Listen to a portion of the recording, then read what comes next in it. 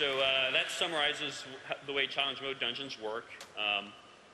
Really a big part of this for us is giving you the ability to have bragging rights and leaderboards. So that's going to be a big part of this feature.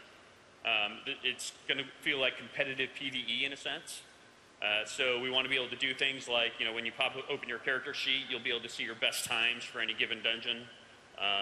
You'll be able to see what the rewards are for the different dungeons if you complete them in gold, silver, or bronze times. You'll also be able to compare yourself to your guildmates and other people on your realm. So you'd be able to pop open a UI and see, what are the top times for people on this realm for this dungeon.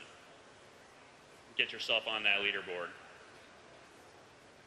Show people what a badass you really are. And so that sums it up for challenge modes. With that, we are going to hand it over to Corey to talk about the pet battle system.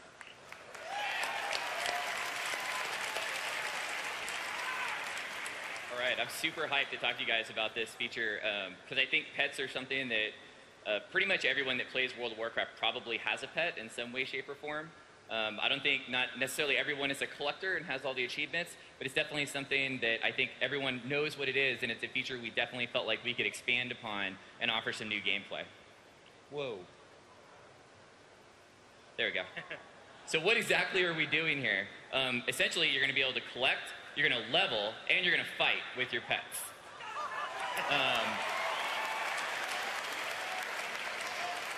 So we're going to go through all of these in a little bit more detail. But first, some key elements. First of all, it's accessible to everyone. We didn't want it to be a feature that was locked to the max level that only a few people would get access to. We wanted it something to be that everyone could do. So you'll be able to start this at a really low level and start collecting pets, leveling them up, and building your team. Another thing is it's going to work with almost every pet in the game right now, as well as a ton of new pets that we're going to be adding for the system for you to collect. So for all you people already out there that already have, say you've got 100 pets, most likely almost all of those pets are going to work with the system right when you get it. Now granted, you're going to have to level them on your own, but they'll still be able to work with the system. It's also going to be a lot of customization, things like being able to name your pets, things like being able to have different ones, giving them individual abilities. We'll get into that more in a little bit. So as far as collection goes, how does that work?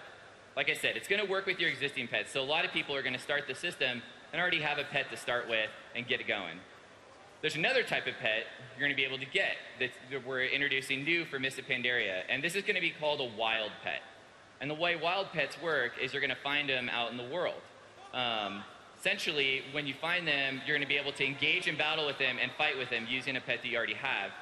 And then you're going to be able to get that pet and add him to your collection. Now, what's cool about these wild pets is that they have random varying stats. So you're not necessarily going to just go out and be able to get all the wild pets you want, within that first week, because they're going to have varying stats. So you might want a pet that's really good at, say, tanking, or a pet that maybe has like a CC ability. So you're going to keep wanting to collect these pets until you find that one that has the right set of stats. Then you can start leveling it up.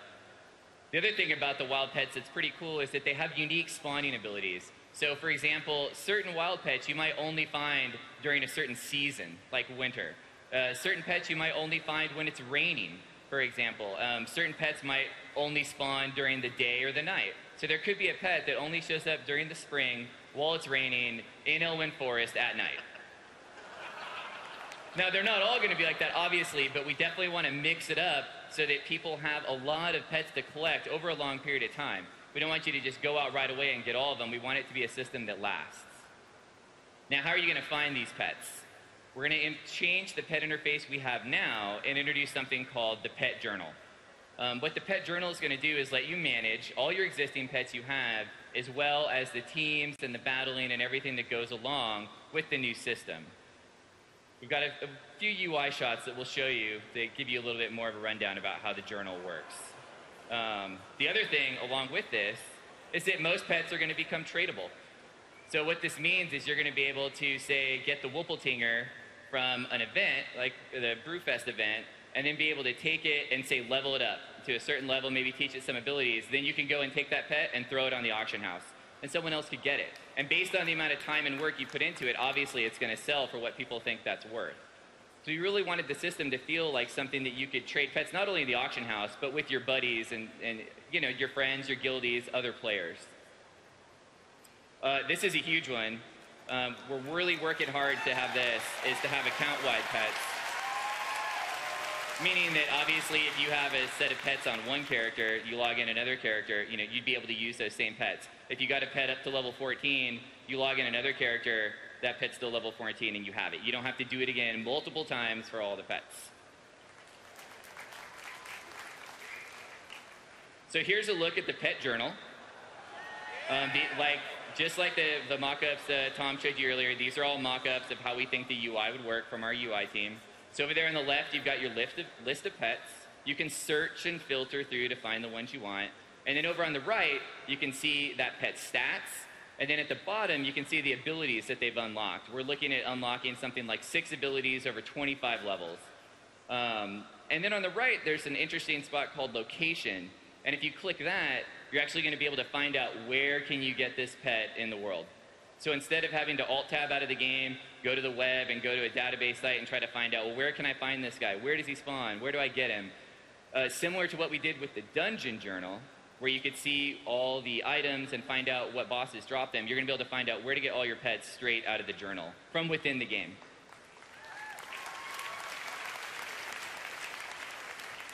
So now you've collected some pets, you've got a good amount of them, you're managing them, now you've got to level them. How do you do this? Well, you fight with other pets. And when you win battles, you earn experience, and experience levels your pet. As you level, you're going to learn new abilities that you can then use in battle.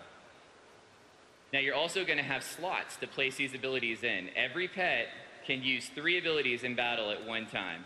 So a pet's going to learn 6, and you get to choose any 3 of those and place them on your pet to use in the battle. And I've got it mock up so you guys can see how this looks too. Every time you level, you're going to earn stats as well. So the higher level your pet, obviously it's going to be stronger as it's growing.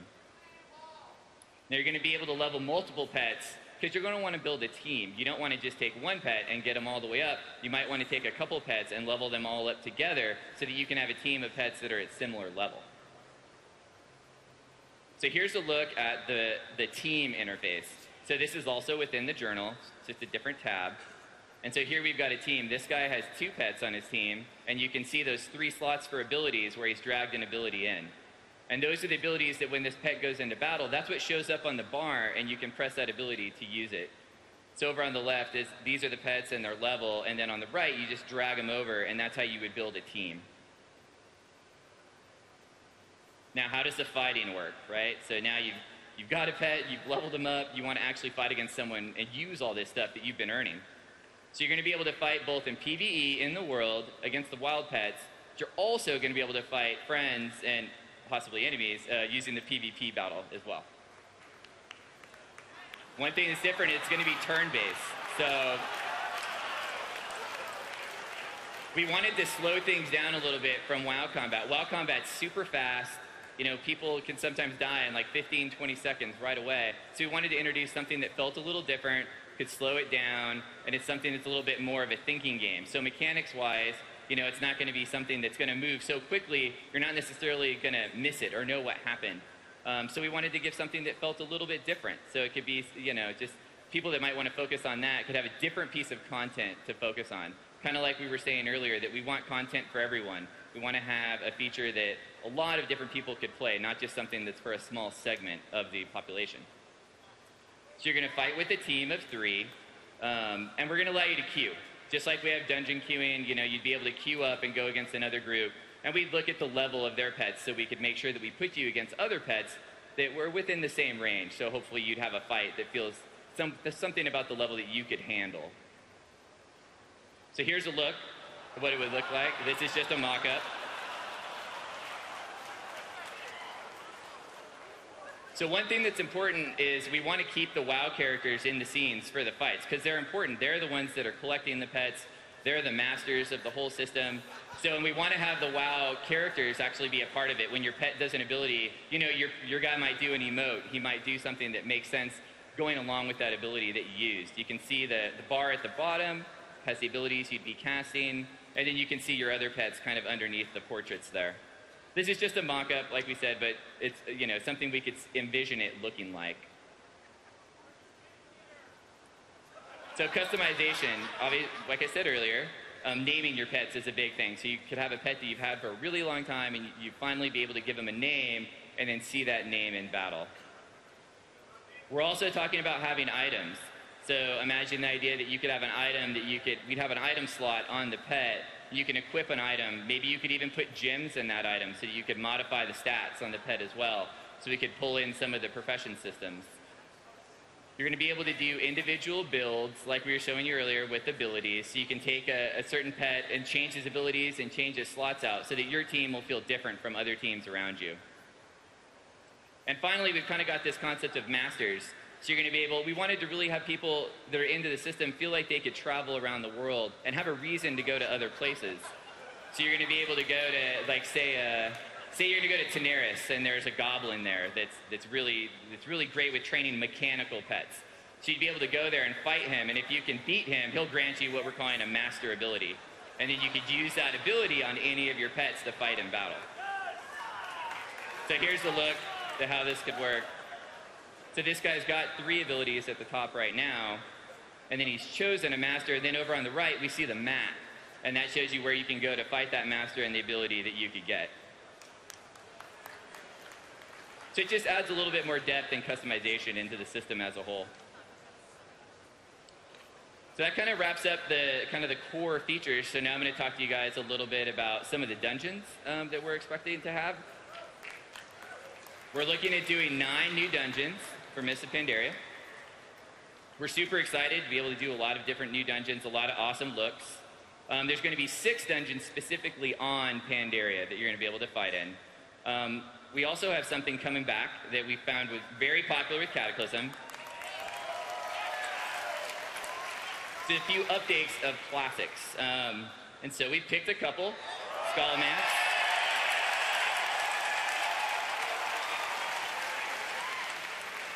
And what's cool about this is we've gone into Skullmance and it's got a new layout. It's gonna have bosses that are reworked with all new abilities. It's gonna be a little bit easier to navigate, not so complicated, but still it's gonna feel really cool, really fresh. And we're gonna talk a ton about it in the dungeon panel later today. The other one is Scarlet Monastery. So Scarlet, as you know it now, has 4 wings, but some of these wings only have 1 boss, and then we have another wing that has a ton of bosses. So we wanted to take it and make it